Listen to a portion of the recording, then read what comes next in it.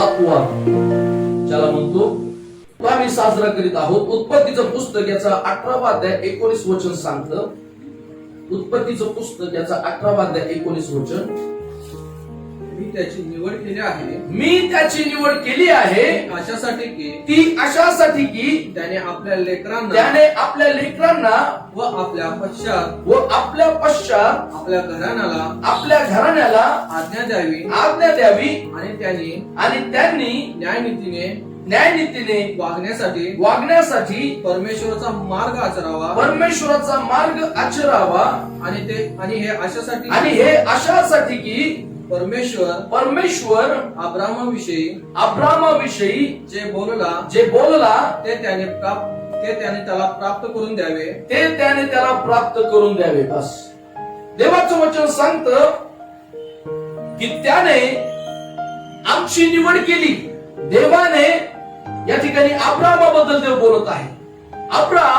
Abraham हा राष्ट्राचा पिता म्हणून त्याला गणण्यात येणार होत आणि म्हणून त्या राष्ट्रांचा पिता तो होण्याच्या अगोदर परमेश्वर देव म्हणतो की मी त्याची निवड केली आहे ती अशासाठी की त्याने आपल्या लेकरांना म्हणजे एका बापानं आपल्या लेकरांना व आपल्या पश्चात आपल्या घराण्याला आज्ञा द्यावी आणि त्यांनी न्यायनीतीने वागण्यासाठी परमेश्वराचा मार्ग आचरावा आणि हे अशासाठी की परमेश्वर जे अब्रामाविषयी जे बोलला ते त्याने त्याला प्राप्त करून द्यावे.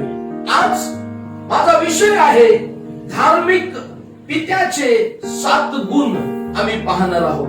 एक देवाचं भय धरणारा, देवाच्या इच्छेप्रमाणे चालणारा, देवाचं वचन घेऊन जगणारा, एक ज्याला धार्मिक असा पिता म्हणतो. त्या पित्याचे 7 गुण आहेत आणि त्या 7 गुणांमधले काही गुण आज आम्ही या फादर्स डे निमित्त पाहणार आहोत. सगळ्यात पहिला गुण आम्ही पाहतो धार्मिक पित्याचा पहिला गुण. धार्मिक पिता हा आपल्या मुलांचा मार्ग प्रकाशित करणारा असतो. हालेलुया. धार्मिक पिता हा आपल्या मुलांचा मार्ग प्रकाशित करणारा असतो. ज्यावेळी आमच्या पुढे पाप हा शब्द येतो त्यावेळी मी लहानपणी असे विचार केलेले आहेत की माझा बाप माझ्यावर प्रेम करत नाही, माझा बाप मला हवं ते देत नाही, माझा बाप मला मोकळीक देत नाही, माझा बाप आमच्याकडे लक्ष देत नाही आणि माझा बाप हा कधीच चांगला बाप होऊ शकत नाही. असं अनेक वेळा माझ्या मनामध्ये प्रश्न यायचे.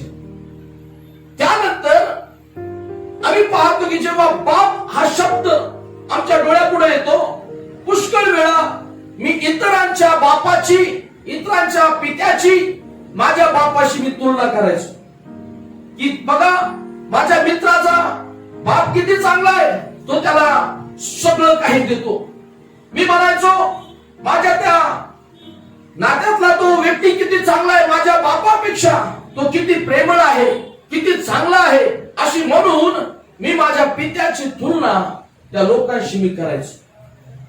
परंतु जेव्हा विश्वासात आलो त्यानंतर समजलं की या जगामध्ये आम्हाला देवाने सर्वोत्कृष्ट असा बाप दिलेला आहे. आणि जेव्हा मी एका लेकराचा बाप झालो तेव्हा मला समजलं की बाप होणं, एक चांगला बाप, एक परफेक्ट बाप होणं अतिशय मुश्किल आहे. हालेलुया.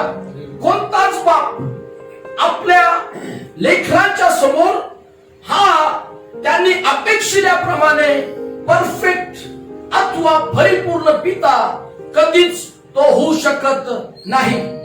स्वर्गातला पिता सोडला तर प्रियाने या जगामध्ये कोणताच पिता, मग तो किती एज्युकेटेड असू द्या, किती सुशिक्षित असू द्या, किती तो प्रार्थना करणारा असू द्या, तो कोणताही प्रकारचा ज्ञानी व्यक्ती असू द्या, तो बुद्धिमान असेल, तो शक्तिशाली असेल, असा कोणताच व्यक्ती प्रियानो एक परफेक्ट पिता म्हणून आपल्या लेकरांच्या देखत तो जाऊ शकत नाही. हालेलुया. आपल्या लेकरांच्या ज्या कंडिशन्स आहेत, आपल्या लेकरांच्या ज्या अटी आणि शर्ती आहेत, त्या अटी शर्ती आपल्या या पृथ्वीवरील पित्याच्या माध्यमातून पूर्ण होऊ शकत नाही. आज हा जो उपदेश आहे, हा उपदेश जगातील त्या सर्व पित्यांसाठी आहे, मंडळीतील त्या सर्व बापांसाठी आहे, की ते पिता किंवा ते बाप कदाचित परिपूर्ण नसतील, ते परफेक्ट नसतील, परंतु देवाच्या वचनामध्ये त्या पित्यांसाठी एक चांगला पिता, एक धार्मिक पिता कसा असावा हे देवाच्या वचनातून आम्हाला पाहायला मिळतं. पहिली गोष्ट आहे, पाहतो की धार्मिक पिता हा आपल्या मुलांचा मार्ग प्रकाशित करणारा पिता असतो. हालेलुया.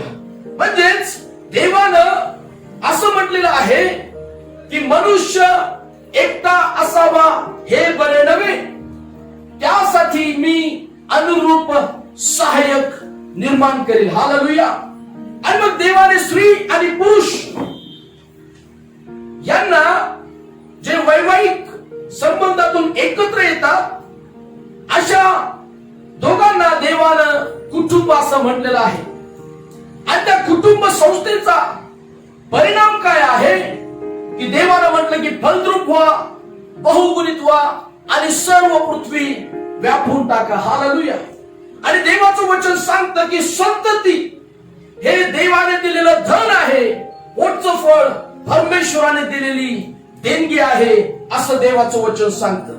जेव्हा एक कुटुंब म्हणजेच पती आणि पत्नी यांचं नातं अस्तित्वात येतं, त्या नात्याचा पहिला परिणाम आहे ते म्हणजे की स्वर्गातून मिळणारा आशीर्वाद म्हणजे संतती आहे. आणि जेव्हा आम्ही पाहतो की एक बाप म्हणून देव त्या पित्यावर आपल्या लेकरांप्रती काही आत्मिक जबाबदाऱ्यांचं ओझ त्याच्या वचनातून देतो. आणि जेव्हा एक धार्मिक पिता देवाच्या वचनाशी आधारित ज्या देवाच्या आज्ञा आहेत, जे देवाचे नियम आहेत, जे देवाचे संकल्प आहेत, देवाचे त्या ठिकाणी मोठ्या मोठ्या योजना आहेत, त्या योजनांना समाविष्ट करून निश्चय करतो की मी माझ्या लेकरांसाठी, माझ्या पुत्रासाठी, माझ्या कन्येसाठी, माझ्या मुलासाठी, माझ्या मुलीसाठी मी एक चांगला पिता मी बनू शकतो, याची खात्री जेव्हा देवाच्या वचनातून होते, तेव्हा तो पिता आपल्या मुलांसाठी आशीर्वादाचं कारण बनल्याशिवाय राहत नाही. हालेलुया. आणि म्हणून पाहतो की धार्मिक पिता हा आपल्या मुलांचा मार्ग प्रकाशित करणारा असतो. Praise the Lord. प्रकाशित करणारा, मार्ग प्रकाशित करणारा म्हणजे तो पिता आपल्या मुलांचा शिक्षक असतो. हालेलुया. Praise the Lord. कोण असतो तो? शिक्षक. मुलांना शाळेत घातलं, मग तिथून पुढे त्यांचं शिक्षण चालू होतं असं नाही. प्रत्येक बाप हा आपल्या मुलांचा तो शिक्षक असतो. आता त्याच्यावर कोणती जबाबदारी?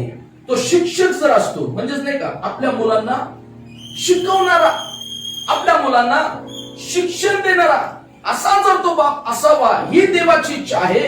आणि जर धार्मिक पित्याचा हा धार्मिक पिता कसा असावा हा जर त्याचा गुण आहे की तो त्या मुलांचा शिक्षक असावा, तर तो कोणत्या बाबतीत आपल्या मुलांचा शिक्षक असावा ते आम्ही समजावून घेऊयात. अनुवादचं पुस्तक याचा 6वा अध्याय 5 ते 9 वचन आपण वाचूया.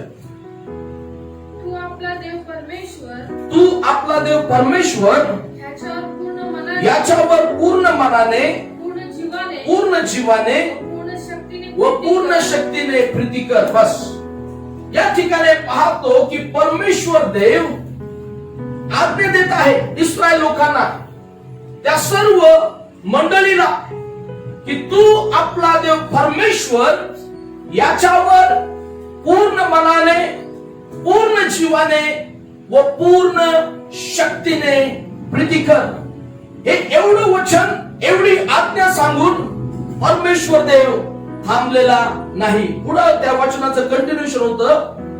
वाचा. ज्या गोष्टी मी तुला आज ज्या गोष्टी सांगत आहे मी तुला आज बजावून सांगत आहे त्या तुझ्या हृदयात ठसव. त्या तुझ्या हृदयात ठसव. पहिली गोष्ट, बापाची जबाबदारी आहे की देवाचं वचन सार्वकालिकरित्या त्या धार्मिक बापाच्या हृदयामध्ये बिंबवलेलं असणं फार गरजेचं आहे. हालेलुया.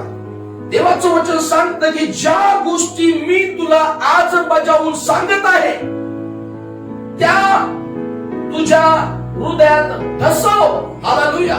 येशूने म्हटलं, जे तुमच्या आतमध्ये जाईल ते तुम्हाला विठाणार नाही, तर तुमच्या आतून जे बाहेर येईल त्या सगळ्या गोष्टी तुम्हाला विठारतील. हालेलुया. आणि बायबल सांगतं की सर्व रक्षणीय वस्तूंपेक्षा आपल्या अंतःकरणाचं विशेष असं रक्षण कर, कारण त्या ठिकाणी जीवनाचा उगम आहे. हालेलुया. प्रियानो, जर तिथं जीवनाचा उगम आहे अंतःकरणामध्ये, आणि म्हणून देव काय म्हणतो की बापांना सांगतो की त्या सगळ्या गोष्टी तू तुझ्या हृदयामध्ये ठसव. आणि पुढे वाचा. आणि मग त्या तू आपल्या मुलाबाळांच्या मनावर बिंबव. आणि घरी बसलेले असता, मार्गाने चालत असता, निसताना, उठता त्याविषयी बोलत जा. हालेलुया. देवाने ही जबाबदारी दिली. एक धार्मिक पित्याचा पहिला गुण काय आहे की तो पिता आपल्या मुलांचा शिक्षक असतो. Praise the Lord. त्याने काय शिकवावं? त्यानं ज्या देवाच्या आज्ञा आहेत, जे देवाचं वचन आहे, जे देवाचं नियमशास्त्र आहे, ते पहिल्यानं आपल्या हृदयात ठसवावं. आणि मग तेच वचन हृदयातून आपल्या मुलाबाळाच्या मनावर बिंबव. घरी बसलेले असताना, मार्गाने चालत असताना, निसताना, उठताना त्याविषयी बोलत जा. त्या आपल्या हाताला चिन्ह दाखल बांध आणि आपल्या डोळ्यांच्या मध्यभागी कपाळपट्टी म्हणून लाव. आपल्या दाराच्या चौकटीवर व आपल्या फाटकावर त्या लिही. हालेलुया. मला आठवतं, आम्ही लहान असताना आमच्या जुन्या घरात माझ्या आईने जेव्हा प्रभू येशूचा स्वीकार केला, तिने आमच्या त्या जुन्या घराच्या सगळ्या भिंतींवर एका पेंटरला बोलवलं आणि सगळ्या भिंतींवर वचन लिहिली. सगळ्या भिंतींवर, चारीच्या चारी भिंतींवर वचन. आणि मग आम्ही आठवतं, येता जाता ती वचनाकडे आमचं लक्ष जायचं. कुठं जायचं लक्ष? वचनाकडे. एक आज्ञा होती, खोटं बोलू नको. मग ते वचन नेहमी समोर यायचं. हे जे वचन मी आता सांगितलं, तू आपला काय सर्व रक्षणीय वस्तूंपेक्षा आपल्या अंतःकरणाचं विशेष रक्षण कर. ते वचन माझ्या घरात होतं. येता जाता ते वाचायचं. ही सगळी वचनं, भले आम्ही चर्चला जात नव्हतो, आमचा विश्वास नव्हता, मी व्यसनाधीन होतो, पापात होतो, अंधारात होतो, नाशात होतो, बायबलला कधी हात लावत नव्हतो, उलट पक्षी या मंडळीला, या लोकांना विरोध करणारा असा मी विरोधक होतो. पण असा असताना ही वचनं चालता बोलता मला आठवण करून द्यायची. हालेलुया. एका बापाची जबाबदारी काय आहे की तो आपल्या मुलांना प्रकाश दाखवणारा बाप असावा. आपल्या मुलांना चांगली शिकवण देणारा बाप असावा. त्याचं कर्तव्य, त्याची जबाबदारी ही आहे की त्या बापानं आपल्या मुलांच्या मनावर देवाची वचनं बिंबवावी. हालेलुया. देवाचं नियमशास्त्र त्यांच्या अंतःकरणामध्ये रुजवावं. कोणत्याही बापानं असं म्हणू नये की मला वेळच नाही. कोणत्याही बापानं असं म्हणू नये की मी दिवसभर काम करतो, मी राबतो, मी कष्ट करतो, मी श्रम करतो, मी पैसा अख्खा मिळवितो, घरात सगळं आणून देतो, आता पत्नी ही जबाबदारी माझी नाही, ही जबाबदारी तुझी आहे असं म्हणून आपल्या जबाबदाऱ्या झटकायचा आम्हाला अजिबात अधिकार नाही. हालेलुया. बरोबर ना? समर्पण करताना फक्त बायकोच येते का लेकराला घेऊन? कोण येतो? तुमचं केलं ना, म्हणजे तुमच्या मुलाचं एकटं चालते, मिसेस नाही, दोघं तुमचं दोघं. समर्पण करताना आई बाप नटून कटून पावडर क्रीम सगळं लावून आतर बितर, बाळाला नवे नवे कपडे, आजच्या दिवशी दोघं लय नम्र झालेले असतात. पती पत्नी घरातून निघताना एकमेकावर फुगून निघलेले असतात. लेट झाले तू बाळ गावाचं चाललंय, घालले कपडे बाळाला, नाही की नाही? धसपूस करीत कसं तरी पोचते. आता एक तो एक आनंद असतो नाही का, माझ्या बाळाचं समर्पण आईला जास्त असतो. मग त्या आनंदात ती विसरून जाते. चर्च 10लाच आहे, 10चे 10:15 झाले, अजून कपडे नाही का, कशाला झालं काय म्हणतो बाप पण चर्चमध्ये आल्यावर असं हातात जोडीने असे भारी उभे राहते. त्यांचे चेहरे पाहून असं वाटतं देवा आज जसं स्वर्ग खाली उतरून आले. समर्पण करताना आई बाप दोघं समर्पण करतात. खरं ना? पाळक साहेब प्रश्न विचारतो की देवाचं हे तुम्हाला देऊ का सांभाळायला? त्याची काळजी घ्याल का? त्याच्यासाठी प्रार्थना कराल का? त्याचं संगोपन कराल का? ही वचनं त्याच्या मनावर होय होय होय म्हणून सगळं काय होतंय. समर्पणाचा दिवस उलटला रे उलटला. सगळे देवाला दिलेली वचनं त्यांचा विसर पडतो. सगळ्या वचनांचा विसर पडतो. आणि मग लेकरू कालांतरानं लहानाचं मोठं होऊ लागलं. आता लेकरं म्हटल्यावर ते थोडेसे स्थिर नसतात. थोडासा उन्हाळपणा असतो, आगाऊपणा असतो, इकडं पळ तिकडं पळ, हे खाय ते खाय, हे पाय ते पाय, त्यांना खूप चौकशी असतात. आणि मग आपली लेकरं एक दिवस काहीतरी कुटाळा करतात.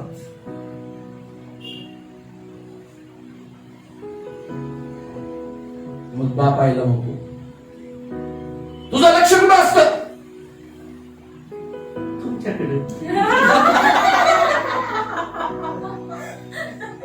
आता ही माझ्याकडे पाहिजे वेळ का?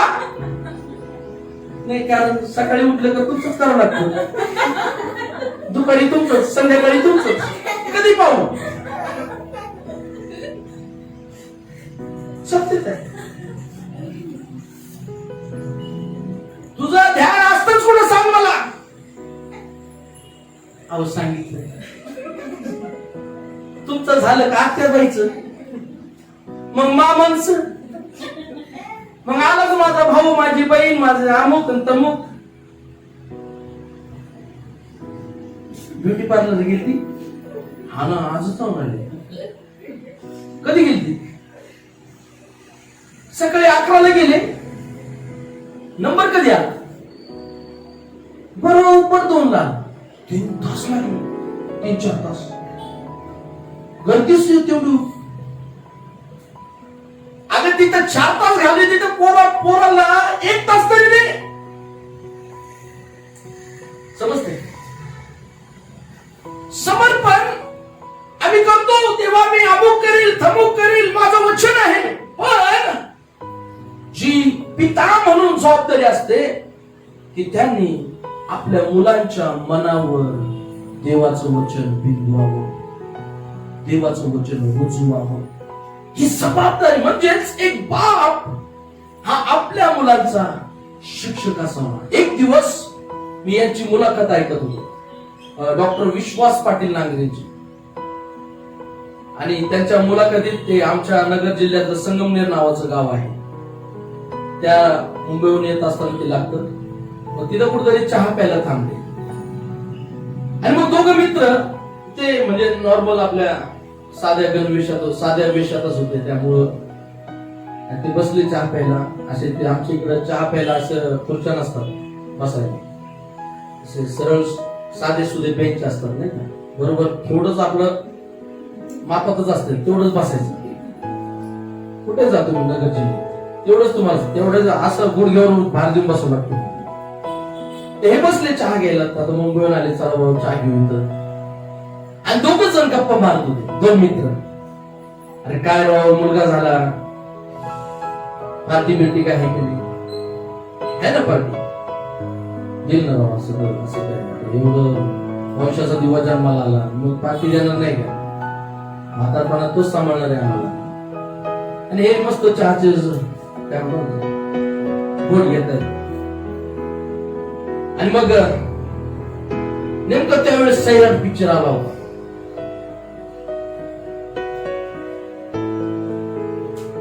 काय त्या पिक्चरने कमाल केली, काय लोकांच्या मनावर, ख्रिस्ती लोकांच्या. मग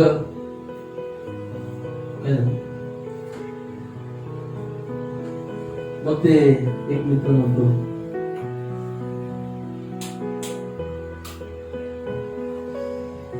मुलाचं नाव काय ठेवणार आहेस?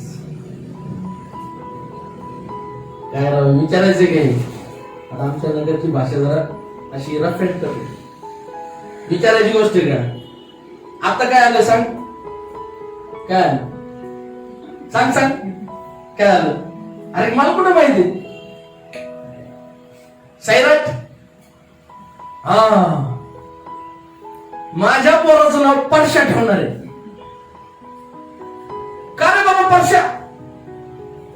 नाही, तो मोठा झाला मी माझ्या मुलाला सांगणार परशा आता घरात आणायची तर आरचीच आणायची नाही तर आणायची नाही.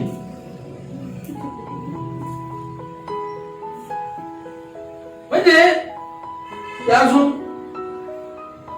नवजातच आहे, पण त्याला काय बिंबवायची सुरुवात झाली की तू आता परशा आहेस, तुझा टार्गेट एकच पाहिजे, कुछ भी हो जाए आरची. मग ते डॉक्टर नांगरे पाटलांनी सांगितलं हा फरक आहे महाराष्ट्रातल्या बापांचा आणि गुजरात मधल्या आपल्या बिहार मधल्या बापांचा. बिहारी माणूस कलेक्टर होतो, त्याच्या घरात लाईट नसते, तर तो रस्त्यावर जे असे छोटे छोटे दिवे असतात ना खांबावर, त्याच्या खाली बसून तो बिहारी मुलगा रात्रंदिवस अभ्यास करतो आणि इतके कष्ट करून तो कलेक्टर होतो. ज्यावेळेस तो कलेक्टर होऊन इकडे येतो तेव्हा आपण म्हणतो की बिहारी लोक आले कस काय इकडे. मराठी माणूस का माग आहे, कारण मराठी बाप माग आहे महाराष्ट्रात.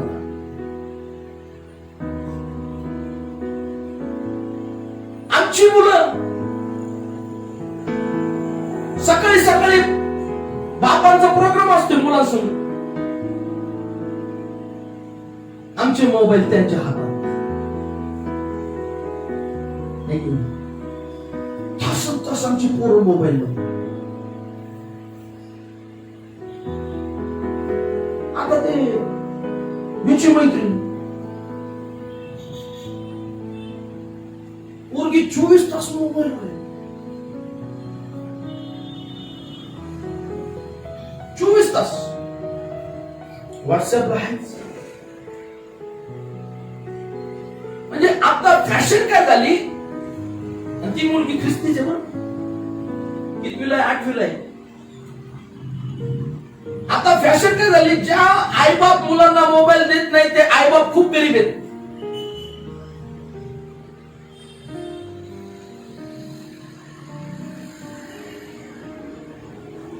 एका पास्टरला भेटायला गेलो, बसलो. त्यांचं पोरग पलंगावर पालथं पडलेलं होतं, अशा टांगा करून असं असं करून पडल्या आणि पुढे हातात मोबाईल चाललंय त्याचं युट्यूबचं ते पाहतोय. ते पास्टर त्याला म्हणलं, बाळा पास्टर अंकल आले, प्रेस द लॉर्ड कर. पोरग कुठं पाहतंय माझ्याकडं. दुसऱ्यांना, बाळा तो मोबाईल ठेव, पास्टर अंकल आधी प्रेस द लॉर्ड कर. पोराचं ध्यानच नाही, खूप मग्न झालं. आता मी लेखा कर, मी हळूच त्याच्याजवळ बसलो असा पलंगावर, मागा हात घातला, असा चिमटा घेतला त्याला.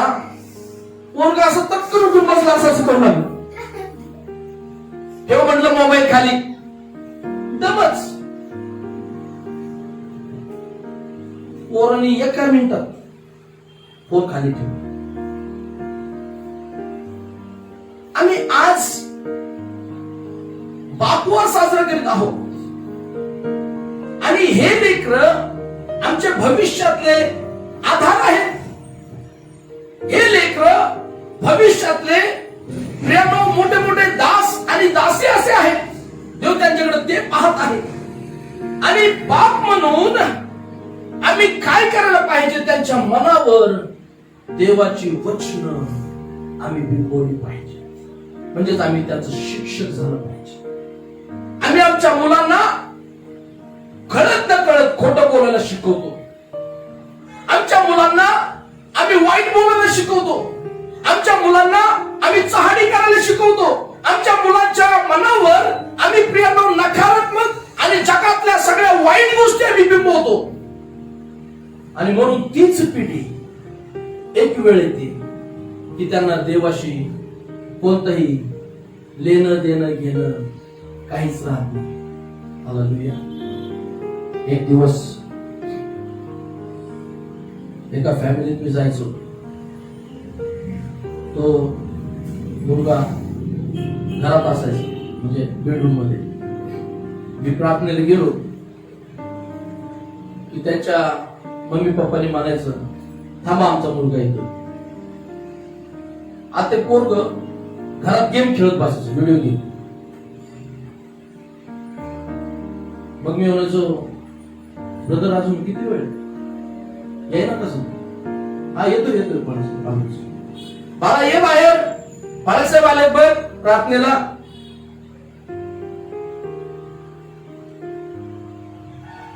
मी कमीत कमी त्या घरात 20 मिनिटं बसायचो. 20 मिनिटं 25 मिनिटं. मग ते तिथून त्या बेडरूम मधून उठणार, उठलं सरळ संडासात घुसणार. आता मला ते दिसायचं.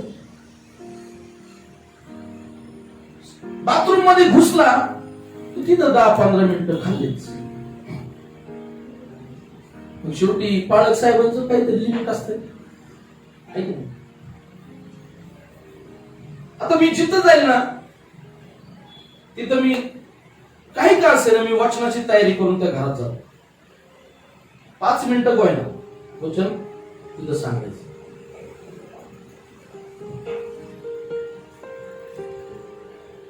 मग मी तिथं तयारी करून गेलो, जायचो. म्हणजे पोरग यायला विलंब लागला.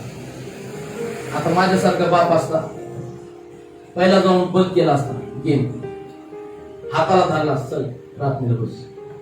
एवढं तुला टॉयलेट नाही दिसलं गेम खेळताना. आता महत्वाची वेळ आहे. तो देवाचा सेवक एवढ्या त्याच्या बिझी शेड्यूल मधून आलाय, वेळ काढून आलाय, आपल्याला आशीर्वादित करायला आला. बस इथं वचन आहे. आज तो मुलगा अतिशय वाईट मार्गाला लागलेला आहे, व्यसनाधीन झालेला आहे आणि प्रभूपासून तो मुलगा खूप दूर आहे. प्रियानो, या शब्दाचा आपल्या मुलांवर खूप मोठा इम्पॅक्ट असतो, है ना? ज्यावेळेस मुलं आईला त्रास देत असतात घरात, तेव्हा आई त्या शोलेतल्या डायलॉग प्रमाणे मुलांना सांगत असते, चुप बैठ बेटा नाही तो पप्पा गब्बर आएगा, है ना? कोणाचा धाक दाखवतो? बापाचा, है ना? पप्पा येतील मग मी पप्पाला सांगेन. पोरं लगेच अशी सावधच होत नको बस. परवाच होली क्रॉसला गेलतो शाळेत, पुस्तक आहे, फोन लावतोय फोन व्यस्तच. वैतकून व्हॉट्सअपला मेसेज केला की फोन व्यस्त आहे, तुम्हाला फोन आले. आता ते फोनचा प्रॉब्लेम झाला. मग हिचा फोन आला.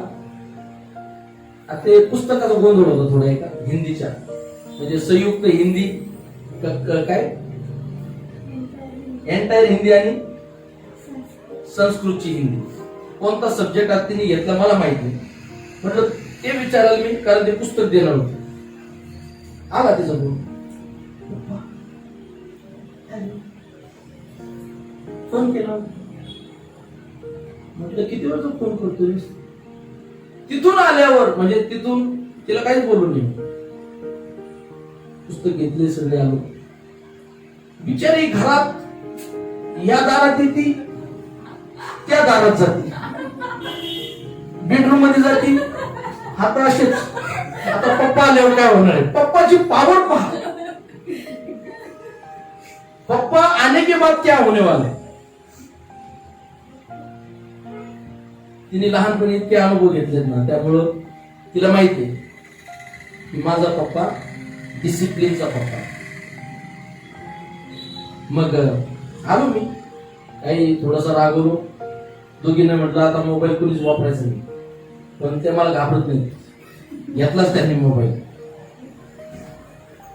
ते झालं. सांगण्याचं तात्पर्य काय? लेकरांवर बाप या शब्दाचा प्रभाव आहे. आणि जेव्हा बाप आपल्या मुलांचा शिक्षक होतो ना, ती मुलं त्यांच्या कोवळ्या वयात जे काही बापापासून शिकतात त्याचा अनुकरण मोठ्यापणी केल्याशिवाय राहत नाही. हालेलुया. म्हणून एक धार्मिक बाप हा आपल्या मुलांचा मार्ग प्रकाशित करणार असतो. प्रियांनो, आपल्याला ही पिढी भविष्यातली एक चांगली पिढी म्हणून प्रकाशित करायची. त्यांना चांगलं शिक्षण आपल्याला त्यांना द्यायचं, चांगल्या गोष्टी त्यांना शिकवायच्या, चांगल्या गोष्टी एक बाप म्हणून त्यांच्या मनावर आम्हाला बिंबवायच्या आहेत. यासाठी की प्रियांनो, जेव्हा वचन त्यांच्यात राहील तेव्हा त्यांच्या तरुणपणात जेव्हा ते मोठे होतील, एक स्वावलंबी जीवन जगू लागतील, तेव्हा त्यांच्या ठाई देवाचं वचन बाहेर पडावं. हालेलुया. मी रोज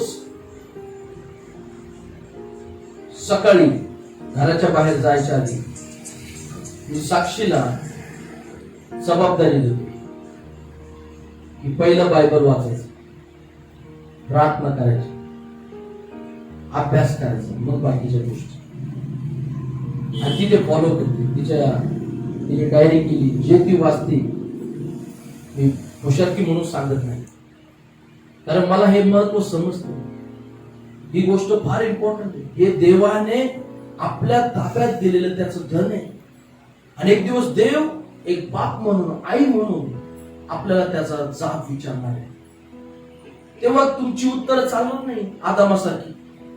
तेव्हा आम्ही व्यस्त होतो, आम्हाला वेळ नव्हता, आम्ही इकडं होतो, आम्ही तिकडं होतो, तमुक होतं, अमुक होतं, हे सांगून चालणार नाही. त्यावेळी प्रभू म्हणाल, मला तुमची कधीच ओळख नव्हती. रोज सकाळी तिला जबाबदारी असते की तिनं बायबल वाचायचंच आहे. त्यानंतर रोज संध्याकाळी झोपायच्या आधी आम्ही प्रार्थनेला बसतो आणि रोज तिच्याकडून एक स्तोत्र मी वाचून घेतो. रोज एक स्तोत्र. मग प्रार्थना होती, स्तुती आराधना होती, मग आम्ही झोपतो. प्रियांनो, आम्हाला या गोष्टी शिकायच्या आहेत. आपल्या लेकरांचा मार्ग आपल्याला प्रकाशित करायचा आहे. भविष्यात कदाचित आमची मुलं कुणी डॉक्टर होतील, कुणी इंजिनियर होतील, वकील होतील, अमुक होतील, तमुक होतील, चांगले शिकतील, चांगलं ज्ञान कदाचित जगाच्या दृष्टीने त्यांच्याकडे असेल, पण त्यांना देवाची ओळखच नसेल तर तेव्हा आमच्या मुलांचं भविष्य अंधारात आहे. आणि म्हणून आज आपण हा बापवार साजरा करत असताना पहिला एका धार्मिक बापाचा गुण आम्ही पाहत आहोत. तो म्हणजे की धार्मिक बाप आपल्या मुलांचा शिक्षक असतो. मी प्रत्येक बापाला विनंती करेन की प्रत्येक बापानं आपल्या मुलांचं शिक्षक व्हावं. त्यांना देवाच्या वचनाची गोडी लावा, त्यांना प्रार्थना करायला सांगा. त्यांना ज्यावेळेस ते तुमच्याकडे काहीतरी मागतात नाही का, पप्पा 2 रुपये द्या मागतात का तुमचे नाही मागत, हे जिम्मेदारी करेल तुमचे मागतात 2 रुपये द्या म्हणतात, लगेच देऊ नका, लगेच नका देऊ. असतील तुमच्या खिशात, त्याला सांगा बाळा प्रार्थना तुला देवाने 2 रुपये द्यावे. आणि मग त्याला त्याच्याकडून प्रार्थना करून घ्या तिथंच. आणि मग प्रार्थना झाल्यावर ते 2 रुपये द्यावे. बघ देव बापा तुझी प्रार्थना आहे. समजलं? अशाने काय होईल, तुमच्या मुलांचं मन स्वर्गातल्या गोष्टीकडे नाही, देवाकडे नाही. आमच्या साक्षीच्या बऱ्याच वस्तू कदाचित सगळ्यांना वाटत असं पास्टरकडले पैसे, बरोबर सांगतो माझा पैसा पुरवठा सगळं तिथून. मी तिला ती काही जरी मागितली, मी तिला पहिली गोष्ट सांगतो प्रार्थना देवाजवळ, आणि देव तुला. जेव्हा ती प्रार्थना करते, भले कदाचित लगेच ती गोष्ट तिला मिळत नसेल, पण एक दिवस तिला उत्तमातलं उत्तर ते देव दिल्याशिवाय राहत नाही. एक बाप म्हणून आपण आपल्या मुलांचे शिक्षक बनवू. चांगल्या गोष्टी आपण आपल्या मुलांना बिंबवू. हे टीव्हीतलं, मोबाईल मधलं, या जगातल्या गोष्टी आपल्या मुलांवर बिंबू नका, अजिबात बिंबू नका. काय बिंबवायचं ते देवाचं वचन बिंबवा, देवाच्या गोष्टी त्यांना सांगा, त्यांच्यासोबत वेळ घालवा, त्यांच्या संग चर्चा करा, त्यांच्या संग बोला. एकदम असं नाही का, काय म्हणतो बॉस असल्यासारखे बाप बनू नका. मुलांना तुमच्या बरोबर मन मोकळं करायला सुद्धा कठीण जाईल. बऱ्याच वेळेस आमच्या साक्षी संघ एकदम फ्रेंडली राहतो, एकदम फ्रेंडली, एकदम म्हणजे एकदम. आणि मी अपेक्षा करतो की तिनं तिच्या आयुष्यात कधीच कोणती गोष्ट सांगताना तिला दडपण येईल. तिनं माझ्याशी जे बोलायचं ते मोकळेपणाने तिने माझ्याशी बोलावं ही अपेक्षा. एक दिवस आले म्हणते पप्पा लय गरम व्हायला लागले. ते आज्ञाधारक आहे. तुम्ही सांगितलं की फॅन लावू नका, आता तेव्हा थंडी वाजत होती म्हणून सांगितलं फॅन नका लावू. म्हटलं मी सांगितलं पण तुला गरम व्हायला लागलं त्यावेळेस तुला ही विचारायची गरज नाही मला, पप्पा फॅन लाव की लाव फॅन. आपल्या मुलांना आम्ही काय देतो हे सगळ्यात महत्वाचं. एक धार्मिक बाप आपल्या लेकराचा शिक्षक असतो. सगळ्या बापांना माझी आदराने विनंती, आपण वाचूया काही शास्त्रभाग आणि मग आपण शेवटी प्रार्थना करूया. नीतिसूत्र 22:6.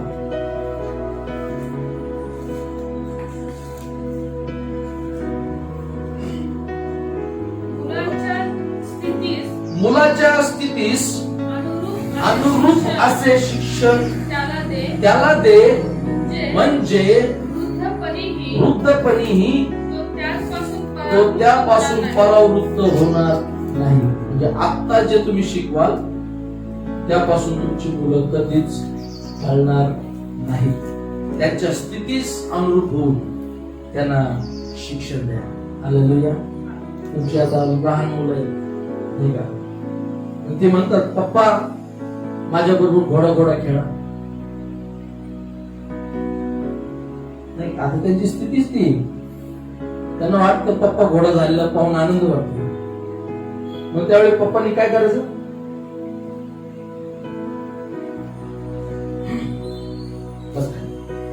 असं नाही करायचं. थोडा वेळ त्यांच्यासाठी, लहान व्हा त्यांच्यासाठी, त्यांच्या स्थितीस अनुरूप राहून त्यांना शिक्षण द्या, म्हणजे वृद्धपणीही ते त्यापासून परावृत्त होणार नाही. इफिसकास पत्र 6 ते 4 वचन, शेवटचं वचन म्हणजे 6:4. बापांनो तुम्ही आपल्या मुलांना चिडीस आणू नका, तर प्रभूच्या शिस्तीत व शिक्षणात त्यांना वाढवा. म्हणजेच ते ख्रिस्ताच्या ज्ञानापर्यंत कसे पोहोचतील यासाठी आतापासून आपल्या मुलांची जडणघडण करावी. खात्रीनं जर बाप म्हणून आपण आपल्या मुलांचे शिक्षक झालो, आपण त्यांचे टीचर झालो, तर खात्रीनं मला विश्वास आहे की त्यांचं जीवन अंधारात कधीच राहणार नाही, तर ते ख्रिस्ताच्या प्रकाशामध्ये चालतील, जीवन जगतील आणि साक्ष म्हणून आमची मुलं अनेकांसाठी आशीर्वादच कारण होतील. देवा करून हे वचन तुमच्यासाठी, माझ्यासाठी आशीर्वादच करू. आमेन. चला यावेळेस प्रार्थना करू. सर्व जण आपल्या आई बाबाबद्दल देवाला धन्यवाद देऊ. आपल्या बापाबद्दल आपण देवाचे आभार